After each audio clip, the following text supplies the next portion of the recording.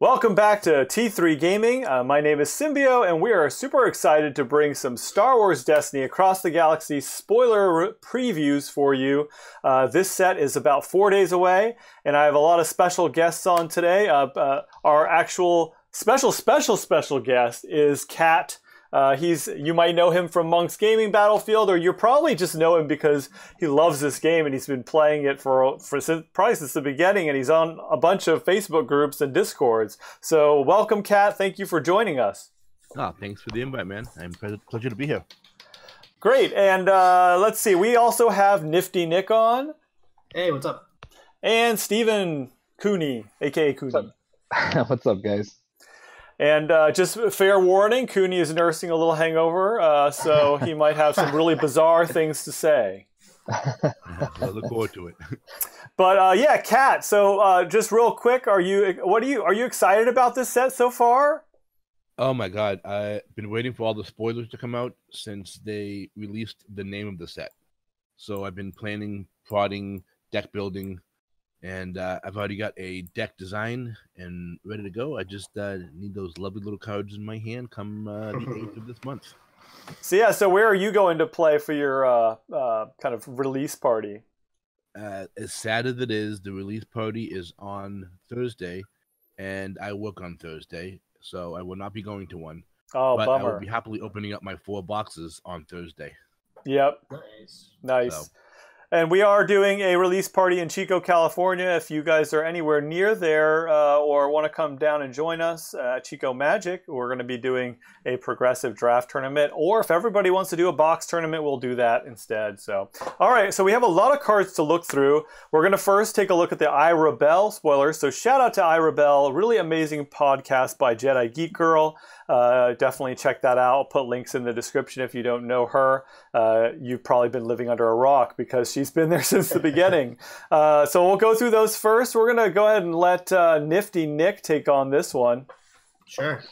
So up first we have Clone Commander Cody. He's a character, leader, and trooper. Coming with 9 health, 1 ranged, 2 indirect, 1 resource, and a special.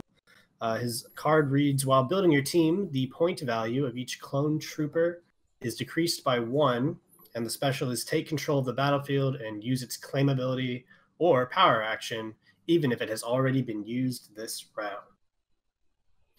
And he is just a rare, so everybody's gonna probably get a hand of He's a hold rare, of him. coming in with 9 for 1 die and 13 for elite. Yeah, so like as others have said, I think the ideal build, at least as far as I can see it, is a 1-die Cody, and then 3 clone troopers. So you have 33 health. You each get them at 7 points each, right? Yeah. So that would be like a full health, a lot of damage sides. Probably trying to get playing Rex's blaster, get that battlefield. So Stephen Johnston, I know you don't play a lot of ranged weapons, but would this maybe convince you to play a little bit of clones, or what do you think of this? I would definitely like to try it as a funsy deck, but I don't really see it as anything past that. But definitely being able to have the 4 troopers out, it's really thematic. It would definitely be a lot of fun to play. But I don't know. I'm still kind of half-half on this guy because I still think Rex is probably the better option. But yeah, be good for a little fun deck. How about you, Kat? I've been watching a lot of games with this deck. It's a very popular deck. It's a lot of fun to play. Tier 1, probably not. Tier 2, more than likely. As I just said, definitely Rex is going to be the way people are going to probably go because Rex is definitely a lot better. But it has good damage, and all the damage sides are pretty much the same. So you hit range on everybody else, you're going to do a good, from 2 to 8 damage if you hit range on everybody, plus the free rerolls if you have the battlefield with the clone troopers. It could be viable. Yeah, I think that the special ability is kind of interesting. I've been playing a lot of Rex clone troopers in a trilogy deck, and it's been a lot of fun, and surprisingly has even beaten some standard decks. It can definitely get out a lot of damage that the opponent can't handle. I played it with Bendu's Lair, which I think is correct me if I'm wrong, but I've been playing it where because you take control of the battlefield, you can basically remove that die and then roll it in for yourself. Is that correct? Yeah. Yeah. I think that sounds right. Okay, so then you can also use this special to do that same thing, use the claim ability, or power action again, so you can bring that die back out again, even if it's been used. Yeah, theoretically, you could play it twice on your turn and have it in play. Play it, resolve it, then hit the special, play it again, resolve it hopefully, and then go from there. Right on. How about you, Nick? I think this guy looks pretty average. 3 base damage sides is always good to see. Fits in well with the clones. So I think it's something that you want to take advantage of is those base damage sides. So you want some guns that you can beef them up with some modifiers. The special, I haven't really put much thought into what battlefield besides Bendu's I would like to do the special on. But I imagine there's some nifty little angle you could pick at with that special. Has anybody seen any new battlefields from the spoilers now? I know, so we're just covering the official spoilers. There has, of course, been a leak of all the cards already, but we're not going to go through any of those. But has anybody seen any other battlefields with a power action on it? Yeah. Yeah. There's 2 that I've seen, but I don't recall what they specifically were. But they didn't seem... I think one seems pretty good, but I think the other one just was kind of meh. Yeah, the landing dock is meh. It just lets you re-roll a die. Right. The training room lets you re-roll any number of your non-unique character dice, which for this particular kind of deck would be amazing. Yeah. Okay. Well, I don't know. I think because you have the clone troopers, they inherently do that. You're kind of doubling down. Mm-hmm. I think I'd rather tackle a battlefield that is giving me either some kind of damage or discard advantage. But we'll see. I think it's okay. I might experiment with Elite Cody, 2 troopers, and a 3-point plot to see if I can't take advantage of, maybe like a what's the planning card. So yes, long-term plan, 3-cost plot that allows you to resolve a die side. You remembered that so quickly. I'm so proud of you. Yeah, thank you. I know, very quickly. All right, sorry, too long on Cody. I will like to add that I love the thematicness of how all the clones have the first 3 damage sides are all the same. Yeah. So I like that. That's very thematic. I like seeing these cards that combo together and decrease points. I'm a fan of that design. So yeah, see more of it. I think there's a lot of that in this set where it just, like, deck building is going to be crazy, crazy varied, I think, in this new set. So, all right, we're going to have Kat. You want to read this puppy out for us? Attack of the Clones, a 5-cost event hero. It's uncommon, and you can ready any number of your non-unique characters that have the same title. All right, so it's kind of... for that card, that will go amazing in the deck we just talked about with the 3 clones and Cody. Yep, because you got 4 characters.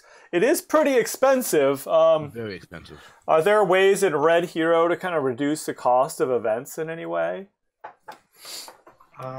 They have some cheeky little ways to make extra resources with like motivate, logistics, things like that. Mobilize. Yeah, mobilize could be good. Plus, if I remember, I think the clone and the clone troopers all have a resource side too. Yes, they do. Yeah. So logistics.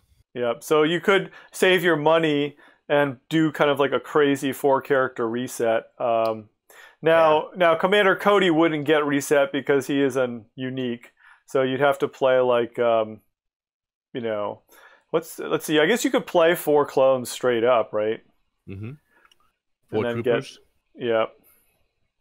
I'm trying to think. Are there any other red non-uniques that hero red? The Rebel Trooper.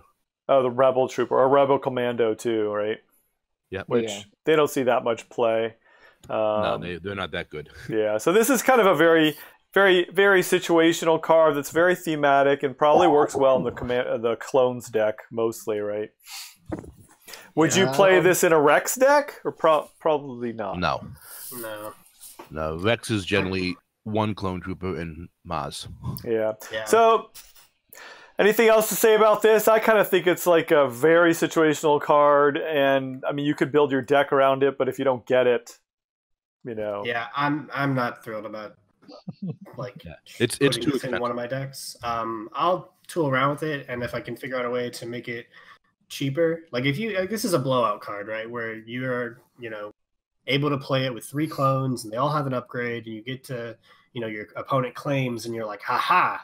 But I think in general, this will be one that kind of sees like a kind of sideboard type action. Sideboard would be awesome. I guess you could do like a double. If you play this with a yellow and a bunch of like non-unique reds, you could double down on it, and you could also like get some truces in there, and maybe if you play it with Kira, you could play Delve, and so I mean, there's a lot that I guess you could do to get it out, but it just seems like a lot to make it happen. So yeah, too expensive. Okay, all right, Steven, Kuni, you want to talk about this one? Sure. It's a 1-cost event, deployment. Activate any number of your supports, and then my screen's going to go off. Activate any number of your supports and non-unique characters. There you go. It is neutral. It is a common. So we are... So activate any number of your supports and non-unique characters. So it's just a fast deployment, right? It's like... It's amazing. Yeah. This is squad tactics, but better, right? It's squad tactics and flanking, deploy the squadron, put into one. Which one? Well, not partnership, no. It's squad tactics and deploy the squadron, put into one. Oh, that's right. Deploy the squadron. Wow, that is insane. Yeah. That is insane. A red vehicle deck with, say, 4 ties, a Hellfire, an Archangel. I'm going to activate all of them, and then my 2 non-unique guys as well. Okay, yeah. There's 11 dice in the pool for 1 resource. That could be so overwhelming. Yeah, that's very good. This is probably, I mean, this based on that, it seems like this might be a must play in a vehicle deck. It's in mine. 2 of them. Because even if you have like 1 or 2 vehicles out, just being able to activate all 3 characters and 1 or 2 vehicles with just a 1 cost, because you're usually not short of money, right? Well, this is non-unique characters, so it's going to be situational on what deck you run. Like, I don't think you need to run this in your like Snoke Thrawn. Right. No, so totally. Activate all your vehicles. Yeah, but there's a free card that does that. So why would I pay a resource to the free cards that does it up until it gets put into the rotation? Yeah. No, when rotation happens, this will be much, much better. Yeah. Because it'll cover that front as well. Yep. But I think for now, situationally, could be really strong. Definitely but like trilogy. If you see this really early in your deck, it's sort of one that you don't want to see early. Right. I mean, like even in a what is it, that drive-by shooting deck, you could activate your vehicles and then also your rookie pilot. But yeah, I see what you mean. It's still like for 1 cost, great just to be able to activate multiple vehicles. Mm-hmm. So I definitely see it. It does. It's definitely going to see play for sure. So I got one of them in my my Thrawn Snoke deck that plays nice. 5 TIE fighters. All right, Kat. I'm going to let you read this one out because it's a villain anyway. Ooh. All right, looking at Luce, the Callous Night Sister, a uncommon 8 health, 8/11 villain who has 1 range, 2 range, 1 indirect, 1 disrupt, 1 resource, and a blank. And he is a witch, and his action is discard a card from your hand that costs an odd number to reroll a die, yours or an opponent's. Oh, so lovely. Mother Talzin had another new friend to play with.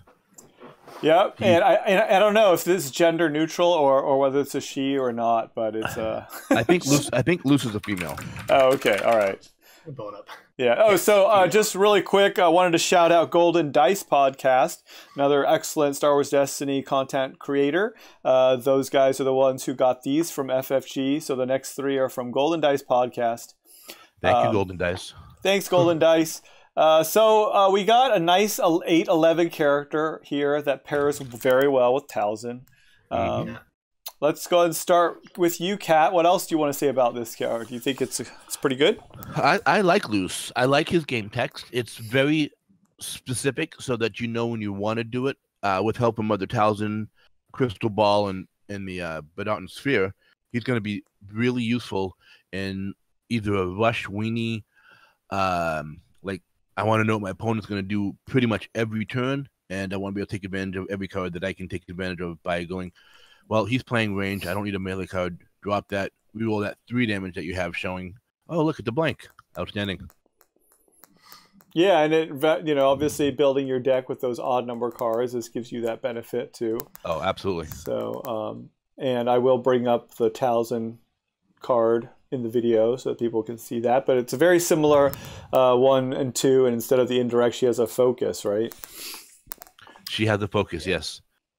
So she's the 1 or 2, a focus, a disrupt, and a resource.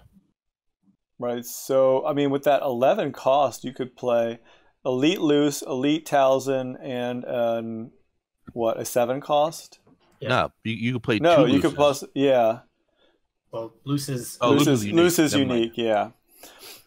How about you, Nick? I like this. I think I'm actually looking at this as a pairing for Snoke. I think all 5 of those dice sides are great. Oh yeah, Snoke's power solids. Mm-hmm. I don't know how desperately I need to get this into a Mother Talzin deck. I think that gives you some decent options, and their dice, kind of line up. But I think Loose's action for re-rolling is something that you could use in any number of decks, because odd cards, 1-cost cards, are very prevalent in any deck you want to play. So I think I might look to actually partner maybe like an 11-point character and then get an 8-point in there, or get Snoke and then and a Jawa. And a Jawa, whatever it is. I might take a different angle. I don't know how necessary Talzin is to Loose. The action, discarding to reroll your own die, I think obviously we're cards, useless, right? Well, I think we're getting some cards that let you kind of like get bonuses for doing a card action to do that. On its own, pretty dull because it's already kind of an action every single player can already take. So hopefully we get more things that let you chain that into more. But you can also reroll your opponent's die too. Yeah, no, I think that part of it is great. But I think the fact that they're like, discard a card to reroll one of your own dice, like yours, it's like thanks. Thanks. I can already do that. I don't know. Another 11-point character makes the villain side of me sad, because there's a lot of 20-point villains. They just put up an article about like new Palpatine and how they adjusted him late to not pair into 11-pointers. Oh, right. And I'm wondering how often that happens to like, was Loose ever a 7-10 that we could have seen? I don't know if it is busted at that point, but I am disappointed that we don't see 10-pointers on the villain side. This is a great die though for 8 points. It is, for sure. I mean, you got all solids.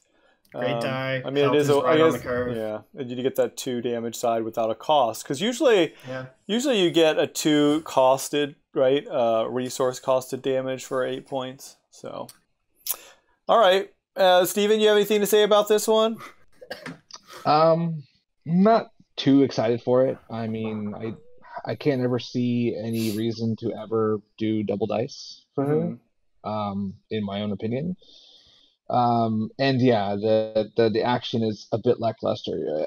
I'm not a big fan, really, of discarding cards from my hand to do anything. Even says the mill player. Yeah, no, exactly. Exactly. I understand the value of a card, and I don't even discarding to reroll my own dice. I always get this bittersweet feeling out of it. So. Yeah. Cool. All right. I just thought of something. With Loose, if you play 1 die Loose, 2 die Mother Talzin, you can also play with 1 die Savage Press, and then use the new plot to give you a -1, so you can put them all together, and they're all blue. Oh wow, that could be pretty vicious.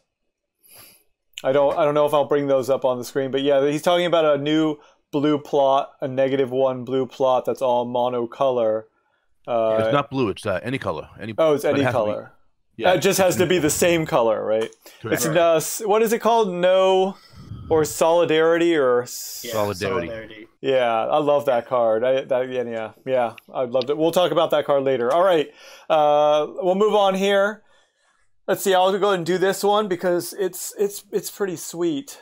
This is a 3 resource costed blue villain upgrade weapon, the Chainsickle. Looks like something out of some crazy martial arts film. It's got a 2 melee, a 2 melee, a 3 melee, and 1 discard, and then 2 blanks. It is also a uncommon. No, a rare. After a character takes damage from this die, reroll any number of that character's character and upgrade dice. So this upgrade's pretty sweet for villain, having the 2 2s and a 3, all solid damage sides, and kind of works well with all the dark councils and double blanks going on. Kat, what do you think of this card? Have you played this yet? I've had arguments with this card. I love the card that it has a 2, a 2, and a 3. I keep comparing it to Heirloom Lightsaber, which has a 1, a 2, 3. Yeah. It's like they both have 3 damage sides. The Chainsickle has 2 blanks. Heirloom only has 1. But I think once rotation hits, I think Chainsickle's going to see more play. But as it stands right now, there's so many better blue weapons out there right now. I don't think it'll see as much play. Yeah, there's a lot of like unique weapons like Mauls, and then you got Darth Vader's lightsaber. Too many. Well, I agree. I think the thing that makes Heirloom more valuable is the redeploy. Absolutely. Sure. I think Chainsickle, if you can figure out ways to move it around and maybe get it back in your pool a couple times in a round, great. I do want to comment that every time you say Chainsickle, I think of the world's most violent popsicle. Chainsickle. Chainsickle. The most violent popsicle? Yeah. It's a Chainsickle. Totally, yeah. It could be. I immediately jumped to wanting to use those 2 blanks in some of those like blank abuse decks that haven't really taken off yet. With like power of the dark side and stuff like that. So maybe try and take a weird angle for that. But yeah, I agree. I think Heirloom just fills the space better, and I don't know. Yeah, Chainsickle could be good if you're playing a Tarkin deck, though. I mean, the 2 blanks can become 4 damage. Yeah. But if you hit a 2 2 3, you're like, ooh, sweet, solid damage. Yeah, I mean, like especially a Tarkin 7th deck, it definitely kind of fits in with that whole theme. Mm-hmm. But yeah, I agree. I think that what you guys said pretty much is right on, and we'll probably see this a little more in trilogies because there's less kind of straight up melee. But it is nice to see the non-costed sides for this. Like it does remind me a little bit of the Vibro Axe, because the Vibro Axe has the pay sides on it, but it also has 2 blanks for 3 costs. But that one goes through shield, so it does. All right. Nice. All right. Let's see. Oh, go ahead, Kuni. You want to say something? I do. So I'm actually I will agree on one point that this will see a lot more play when rotation does happen, but I'm not going to count it out in terms of being a meta card. And the reason for that is because there's a card that nobody ever really plays unless you're doing draft, and that is Stun Baton. And I happen to really, really enjoy Stun Baton. Me too. Anything that you can have that does damage and has a passive effect to remove or to alter stuff on the board, I love. Sure. Yeah, no, I like that. That's a good point. And I think re-rolling your dice is pretty just by resolving it, which you're always going to be able to do, or at least the damage sides. It could roll you into some awesome damage that you wouldn't normally get, right? Well, no, you're re-rolling your opponent's die. Your opponent's dice takes damage. Re-roll any number of that. Oh, that's right. Sorry. Mm-hmm. Yeah. Good thing I have you guys on, because I'm always You can just re-roll their good ones. It's not re-roll all dice. So yeah, right. No, I could see that coming into play with some kind of control deck, or you're trying to be disruptive and aggressive. So sure.